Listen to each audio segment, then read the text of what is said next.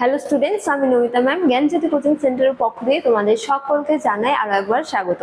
তো স্টুডেন্টস, আজকের ক্লাসে আমরা যে বিষয় নিয়ে আলোচনা করব তা হলো ত্রিপিটক সম্পর্কে। তো চলো দেরি না করে আমরা আজকের আলোচনা শুরু করি। তো দেখো, ত্রিপিটক সম্পর্কে বলা যায় যে প্রাচীন ভারতের ইতিহাস রচনার জন্য আমাদের কিন্তু সাহিত্যিক উপাদানগুলি একান্তভাবে সাহায্য করে। তো এই সাহিত্যিক উপাদানগুলির মধ্যে যে বিভিন্ন গ্রন্থগুলি রয়েছে, বিশেষত ধর্মীয় গ্রন্থ, সেই ধর্মীয় গ্রন্থ থেকে আমরা কিন্তু নানা তথ্য জানতে পারি। ঠিক আছে, তো সেই ধর্মীয় গ্রন্থের মধ্যে অন্যতম এক গ্রন্থ হলো ত্রিপিটক। ঠিক আছে, যেটি বৌদ্ধ ধর্মের কি মূল ধর্মগ্রন্থ বলা যায়। ঠিক আছে, তো ত্রিপিটক থেকেও আমরা কিন্তু প্রাচীন ভারতের ইতিহাস জানতে পারি। ঠিক আছে, এটি কেবলমাত্র ধর্ম নিয়ে বা বলা যায় যে ধর্মীয় উপদেশগুলির সংকলন হলেও তৎকালীন সময়ের কিন্তু নানা তথ্য আমরা জানতে পারি, যার জন্য প্রাচীন ভারতের ইতিহাস রচনার জন্য এই ত্রিপিটক কিন্তু একান্তভাবে প্রয়োজনীয়। ঠিক আছে, তো দেখো ত্রিপিটক সম্পর্কে বলা হয়েছে যে বৌদ্ধ ধর্ম ও দর্শনের কি মূল ভিত্তি, এছাড়া খ্রিস্টপূর্ব ষষ্ঠ শতকের সামাজিক ইতিহাসের বিশ্বস্ত বিবরণ।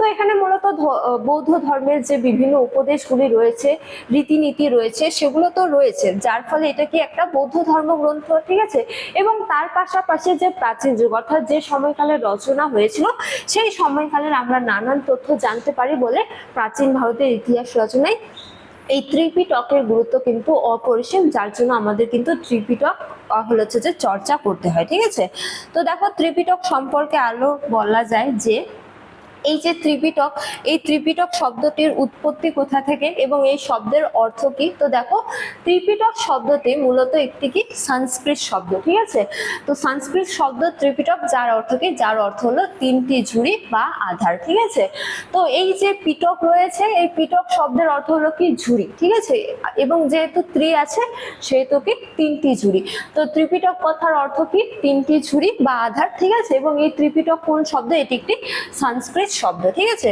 তারপরে দেখো বলা হয়েছে যে বুদ্ধদেবের অমূল্য উপদেশ সমূহকে তিনটি মূল ভাগে সাজানো হয়েছে বলে এটি ত্রিপিটক বলা হয়েছে। ঠিক আছে, তো গৌতম বুদ্ধের যে মূল উপদেশগুলি সেটাকে এই যে তিনটি পিটকে সাজানো হয়েছে। ঠিক আছে, সেই তিনটি পিটকই আমরা পরে আলোচনা করব। তো এই যে তিনটি পিটক, এই তিনটি পিটককে একত্রে কি বলা হয়, ত্রিপিটক। ঠিক আছে, এছাড়া ত্রিপিটক একটি সংস্কৃত শব্দ এবং এর অর্থ কি তিনটি ঝুড়ি। ঠিক আছে, তারপরে দেখো বলা হয়েছে যে গৌতম বুদ্ধের মহাপরিনির্বাণের পর শিষ্যগণ তার মহৎ বাণী সহ মৌখিকভাবে সংরক্ষণ করার পর পালি ভাষায় লিপিবদ্ধ করেন।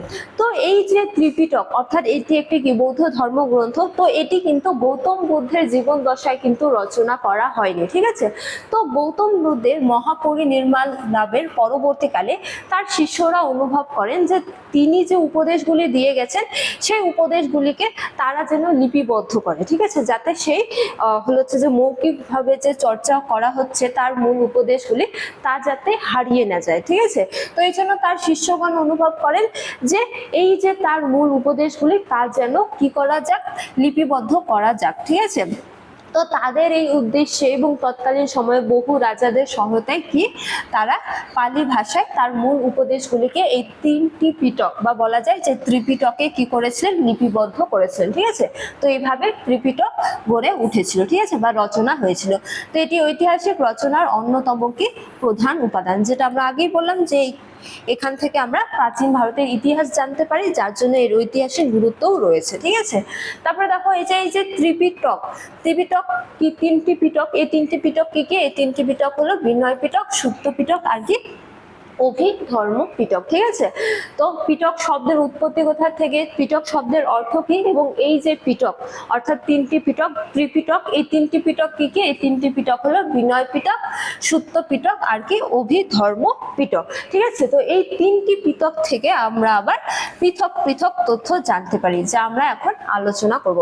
তো দেখো, বিনয় পিটক থেকে আমরা কোন কোন তথ্য জানতে পারি। তো বিনয় পিটক থেকে আমরা সাধারণত বৌদ্ধ সংঘ ও বিহারে বসবাসকারী ভিক্ষু বা ভিক্ষুণীদের পালনীয় নিয়ম লিপিবদ্ধ করা হয়েছে। ঠিক আছে, অর্থাৎ একজন ভিক্ষু বা ভিক্ষুণী, ঠিক আছে, বা বৌদ্ধ যে সন্ন্যাসীরা রয়েছে তাদের কি ধরনের জীবনযাপন করতে হবে, কি রীতিনীতি মেনে চলতে হবে, সেই যে নিয়ম কানুনগুলো সেগুলো বিনয় পিটকে লিপিবদ্ধ করা হয়েছে। ঠিক আছে, যেমন দেখো বলা হয়েছে যে সঙ্গের পারস্পরিক সৌহার্দ্য রক্ষা, নৈতিক আচরণ বিধি এবং কি বিহার যে পরিচালনা সুনির্দিষ্ট বা বলা যায় যে রীতিনীতি এখানে নিখুঁতভাবে আলোচনা করা হয়েছে। ঠিক আছে, তো কিভাবে চলতে হবে তাদেরকে, ঠিক আছে, ভিক্ষু এবং কি ভিক্ষুণীদের সেই সমস্ত রীতিনীতি বা নিয়মাবলী কোথায় রয়েছে? বিনয় পিটকে রয়েছে। ঠিক আছে, তো বিনয় পিটক থেকে আমরা কিভাবে এই বৌদ্ধ সংঘগুলোকে পরিচালনা করতে হবে সেই তথ্য জানতে পারি। ঠিক আছে, এবারে দেখো সুত্ত পিটক থেকে আমরা কি কি জানতে পারি বা সুত্ত পিটকে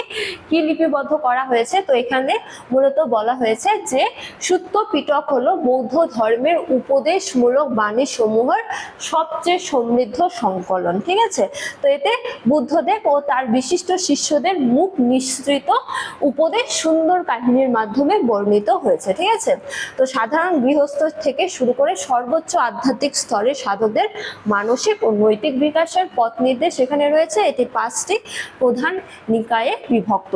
তো মূলত যে গৌতম বুদ্ধের যে উপদেশগুলি রয়েছে, তিনি যে উপদেশগুলি মানুষজনকে দিতেন, ঠিক আছে, এছাড়া তার যে শিষ্যগুলি পরবর্তীকালে তারা যে উপদেশগুলি দিতেন, এই সমস্ত উপদেশগুলি কোথায় সংকলন করে রাখা হয়েছে? সুত্ত পিটকে। ঠিক আছে, তো সুত্ত পিটক থেকে আমরা কি জানতে পারি? বৌদ্ধ ধর্মের উপদেশগুলি সম্পর্কে জানতে পারি। ঠিক আছে, যেমন দেখো বলা হয়েছে যে সাধারণ মানুষ থেকে বা সাধারণ গৃহস্থ থেকে শুরু করে সর্বোচ্চ আধ্যাত্মিক স্তরের সাধকদের মানসিক ও নৈতিক বিকাশের এখানে কি পথ দেওয়া হয়েছে, অর্থাৎ উপদেশ দেওয়া হয়েছে। ঠিক আছে, যে তাদের কিভাবে জীবন চর্চা করতে হবে নানা উপদেশ দেওয়া হয়েছে। কোথায়? সুত্ত পিটকে।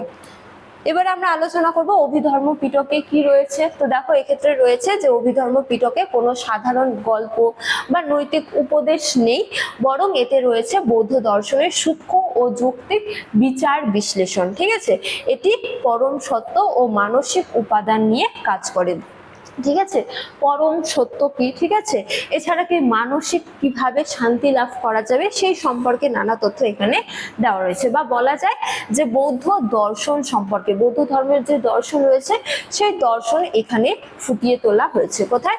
অভিধর্ম পিটকে। ঠিক আছে, এছাড়াও দেখো বলা হয়েছে যে ধর্ম সঙ্গনী, তারপরে বিভঙ্গ, এছাড়া ধাতু কথা, তারপরে এটা পুগ্গ লম্পঞ্চি। ঠিক আছে, এছাড়া কথা বধু যমক এবং কি পঠান নামক 7টি জটিল তত্ত্ব গ্রন্থের মাধ্যমে বৌদ্ধ সৃষ্টি তত্ত্ব ও প্রজ্ঞার পরম ব্যাখ্যা দেওয়া রয়েছে। বা বলা যায় যে বৌদ্ধ যে দর্শন সেই দর্শন সম্পর্কে আমরা এই অভিধর্ম পিটক থেকে জানতে পারি। ঠিক আছে, এবারে আমরা আলোচনা করব যে এই ত্রিপিটকের ঐতিহাসিক গুরুত্ব কি, অর্থাৎ আমরা কি কি জানতে পারি। তো দেখো প্রথমতম রয়েছে যে খ্রিস্টপূর্ব 6ষ্ঠ শতকের সমাজ চিত্র সম্পর্কে জানতে পারি। যেমন তৎকালীন মহাজনপদগুলোর যে সামাজিক বৈষম্য রয়েছে, মানুষের ধর্মীয় মনোভাব, ঠিক আছে, এবং দৈনন্দিন যাপনের নিখুঁত সামাজিক দলিল এখান থেকে আমরা পাই। ঠিক আছে, অর্থাৎ সামাজিক চিত্র, মানুষেরা কি ধরনের বা মানুষের মধ্যে সামাজিক বৈষম্য ছিল তা, এছাড়া তাদের ধর্মীয় রীতিনীতি কি ছিল সেই সম্পর্কে আমরা জানতে পারি। ঠিক আছে, অর্থাৎ সামাজিক চিত্র সম্পর্কে জানতে পারি। এছাড়া দেখো অর্থনৈতিক ও রাজনৈতিক ইতিহাস সম্পর্কেও জানতে পারি, যে প্রাচীন ভারতের ব্যবসা বাণিজ্য সম্পর্কে, অর্থাৎ তৎকালীন সময়ের ব্যবসা বাণিজ্য সম্পর্কে জানতে পারি। এছাড়া মুদ্রা ব্যবস্থা সম্পর্কে জানতে পারি এবং কি রাজতন্ত্রের বিবর্তন সম্পর্কেও আমরা কিন্তু এই গ্রন্থ থেকে জানতে পারি।